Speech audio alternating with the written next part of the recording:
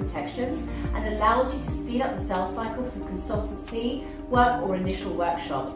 It allows you to just get on with that very quickly, which hopefully leads to bigger projects. At that point, I would enter it into the MSA when you have the bigger projects.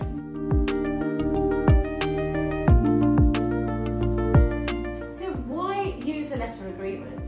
A letter of agreement is a very simple 3-page document. The reason you want to use it is because you want to win a deal quickly. You want to get in there, you want to do some consultancy work to hopefully lead to a bigger project. And the way to do that, the way to speed up the sales cycle when it's not really a high-risk project, you're only using consultants, you're doing an initial workshop, initial phase 1, is really use this letter of this baby agreement. That's why you really want to use it. Speed up the sales cycle, and at some point you will have to look into the MSA.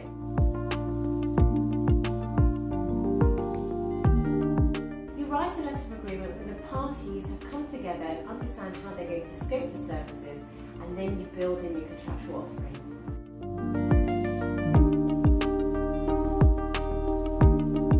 Letter of agreement will come into effect when either the parties sign the agreement or if there is an effective date within